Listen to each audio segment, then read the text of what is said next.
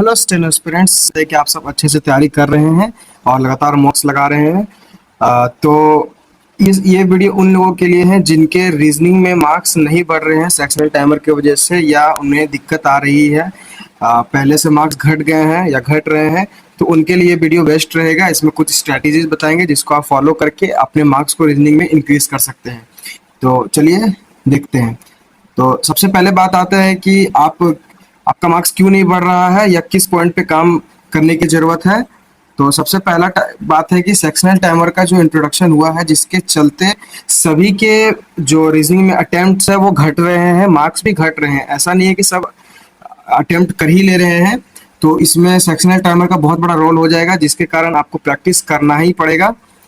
दूसरा क्या होता है कि आप मॉक तो लगा रहे हो कंसिस्टेंटली, लेकिन आप अपने वीक एरिया को फोकस नहीं कर रहे हो, जो आपका वीक पॉइंट है, या फिर ऐसे चैप्टर्स जिन्हें आप नहीं पढ़े हो, हर मॉक में उसे गलत कर रहे हो या इग्नोर कर रहे हो। ऐसे क्वेश्चंस को आप जरूर प्रैक्टिस करें और उन पॉइंट्स पे, वीक पॉइंट्स पे काम करें, तभी आपका मार्क्स इंप्रूव होगा या आप अच्छे अटेम्प्ट ले पाओगे।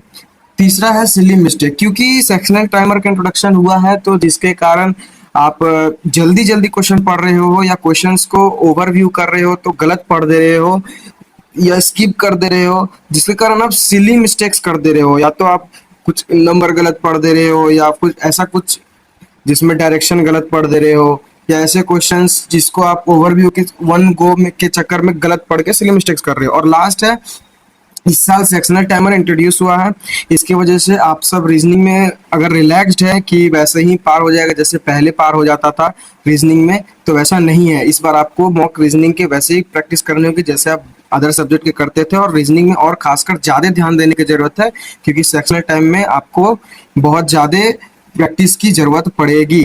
तो अब बात करते हैं कि आगे क्या करना है, हमें कैसे रीजनिंग में मार्क्स बढ़ाएं। तो सबसे पहले तो बेस्ट अप्रोच क्या होने वाला है, तो देखिए 30 मिनट्स हमें मिलते हैं 50 क्वेश्चंस के लिए। तो उसमें आपको क्या करना है कि 30 मिनट्स है उसको दो पार्ट में डिवाइड कर देना है। दो पार्ट इन द सेंस कि एक फर्स्ट पार्ट रहेगा और एक सेकंड पार्ट रहेगा। फर्स्ट पार्ट रहेगा जो 15 मिनट का रहेगा, और सेकंड पार्ट रहेगा जो वो 15 मिनट का रहेगा। तो बताते हैं इसमें एक्चुअल में करना क्या है। तो देखिए, जो फर्स्ट 15 मिनट का हाफ रहेगा उसमें आपको डुएबल क्वेश्चंस को वन गो में आप कर सकते हैं, उनको पहले करना है, बिना किसी हिचक के कि मैं इसमें अटेम्प्ट लूं या चांस लूं। ऐसा नहीं है। जो इजी क्वेश्चंस होते हैं, जो डुएबल क्वेश्चंस होते हैं, उनको आप एक अटेम्प्ट में ले सकते हैं। जैसे देखिए, इस टाइप के क्वेश्चंस हो गए, ये हो गए statement and conclusion based questions, blood relations के क्वेश्चंस, और ये अल्फाबेटिकली सीरीज के जो क्वेश्चंस कुछ होते हैं, ये आप वन गो में कर सकते हो। इनके ऊपर टाइम वेस्ट कर नहीं होता है, टाइम वेस्ट नहीं होगा, आप वन गो में करके आराम से कर सकते हो। उसी तरह से सेकंड, आपको क्या करना है, जो आपको इजी लगता है। ऐसा टॉपिक होते हैं बहुत सारे को, बहुत स्टूडेंट्स को अलग अलग टॉपिक अलग अलग इजी लगता है, या उसमें वो बहुत अच्छे होते हैं, प्रैक्टिस करते हैं। वैसे तो क्वेश्चंस को आपको पिक करना है मॉक के दौरान और फटाफट उसको बनाना है पहले फर्स्ट 15 मिनट के हाफ में। और उसके बाद हमें क्या करना है कि जो फिक्स टाइप के क्वेश्चंस होते हैं, हर एग्जाम में एक पैटर्न होता है जिसमें कुछ क्वेश्चंस जो होते हैं फिक्स होते हैं, जैसे ब्लड रिलेशंस टाइप के होते हैं। इस टाइप के क्वेश्चंस को आपको पहले कर लेना, आपको पता होता है। अल्फाबेटिकल सीरीज टाइप के क्वेश्चंस हो गए, या स्टेटमेंट बेस्ड क्वेश्चंस हो गए, या और भी इजी टाइप के क्वेश्चंस, उनको आपको करना। और फर्स्ट 15 मिनट में आपको क्या करना है, तो लेंदी क्वेश्चंस जो होते हैं, जो रीडिंग में टाइम लेते हैं, कंपैरेटिवली ज्यादा लेंदी होते हैं, बन तो जाते हैं लेकिन लेंदी होते हैं, उसको आपको उस फर्स्ट 15 मिनट में स्किप करना है। आप अगर फर्स्ट 15 मिनट में ये अप्रोच लगाएंगे तो आप देखेंगे पहले से आप ज्यादा अटेम्प्ट कर पा रहे हो क्वेश्चन, और आपके नंबर भी फर्स्ट 15 मिनट में ही अप्रोक्स 25 से 30 के अराउंड में आ जाएंगे। तो लास्ट के 15 मिनट में करना है। तो लास्ट के 15 मिनट में सबसे पहले आपको वैसे क्वेश्चंस पिक करने हैं जो लेंदी हैं बट डुएबल हैं, जो बड़े तो होते हैं लेकिन करने योग्य होते हैं। जैसे इस टाइप के क्वेश्चंस देखिए, ये सिनेरियो और डिसीजन का क्वेश्चन है। ये आप लेंदी होता है लेकिन आप पढ़ेंगे तो ये क्वेश्चंस इजी होते हैं। इधर भी स्टेटमेंट बेस्ड क्वेश्चन है, इनपुट आउटपुट के क्वेश्चन है। ये सब क्वेश्चंस लेंदी होते हैं लेकिन डुएबल होते हैं। तो आप सेकेंड हाफ में पहले इन क्वेश्चंस को पिक करोगे, उसके बाद आप डिफिकल्ट क्वेश्चंस के पीछे जाओगे जिन्हें आप ट्राई कर सकते हो। और सबसे लास्ट में आपको क्या करना है कि वैसे क्वेश्चंस को एलिमिनेट करना है जिन्हें आप पहले ट्राई कर चुके हो लेकिन वो नहीं बने, फिर भी उन्हें उठाना है अगर समय हो तो।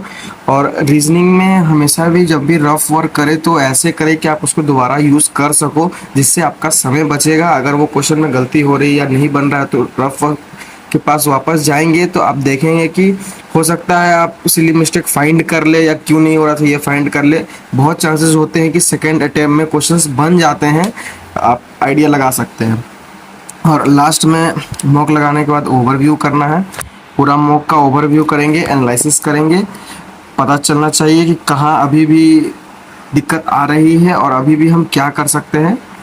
तो ये था फुल स्ट्रैटेजी कि आप दो हाफ में कैसे अपने टाइम को डिवाइड करके एक अच्छा स्कोर कर सकते हो।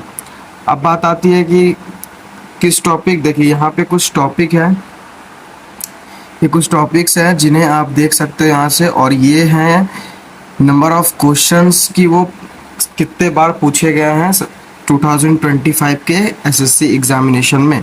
तो सबसे ज़्यादा number series, coding, decoding, figure series, analogue and classification, इस तरह से है।